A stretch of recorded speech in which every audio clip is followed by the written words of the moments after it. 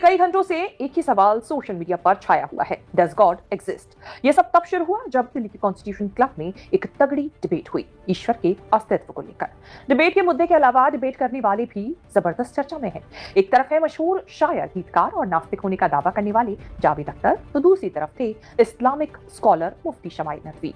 अब तक आपने जावेद अख्तर के बारे में खूब सुना होगा, लेकिन ईश्वर के अस्तित्व को लेकर छिड़ी इस डिबेट से मुफ्ती शमाइल नदवी का नाम और उनके बारे में हर कोई जानना चाह रहा है।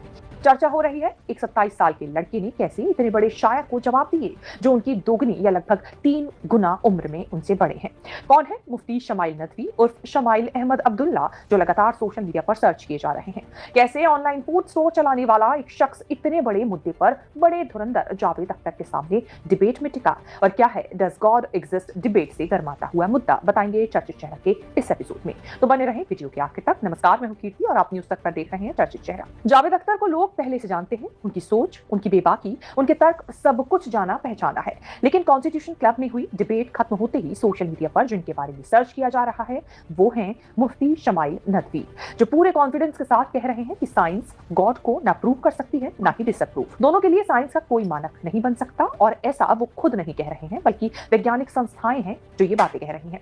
नदवी ने नेशनल अकेडमी ऑफ साइंसेज का उदाहरण दिया और कहा कि अकेडमी का साफ कहना है कि विज्ञान के पास ऐसे तरीके मौजूद नहीं है जिनके जरिए ईश्वर के अस्तित्व को प्रमाणित किया जा सके या अप्रमाणित किया जा सके।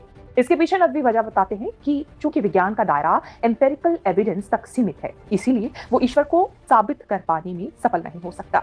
जिन्हें नहीं पता उन्हें बता दें कि एम्पिरिकल एविडेंस वो होते हैं जिन्हें हम देख सकते हैं, माप सकते हैं, प्रयोग के माध्यम से जांच सकते हैं। नेशनल एकेडमी ऑफ साइंस कहती है science doesn't have the processes to prove और disprove the existence of God. Why? क्योंकि साइंस का ताल्लुक एम्पिरिकल एविडेंस से है और एम्पिरिकल एविडेंसेस का ताल्लुक हमारे नेचुरल और फिजिकल वर्ल्ड से है, जबकि गॉड नॉन फिजिकल और सुपर नेचुरल रियलिटी है।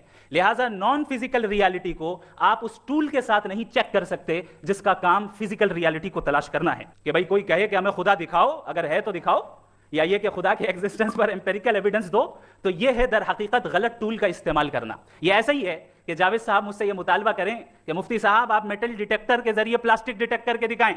अब चूंकि प्लास्टिक डिटेक्ट नहीं हो पा रही है, लिहाजा plastic does not exist. No, you are using the wrong tool. इस टूल से प्लास्टिक को डिटेक्ट नहीं किया जाता। लिहाजा मैं समझता हूं कि गॉड के एग्जिस्टेंस पर एम्पिरिकल एविडेंस का मुतालबा करना एक बचकाना मुतालबा है, और हमारे रिस्पेक्टेड जनाब जावेद अख्तर साहब इस स्टेज से अब बहुत आगे निकल चुके हैं। नदवी कहते हैं एम्पिरिकल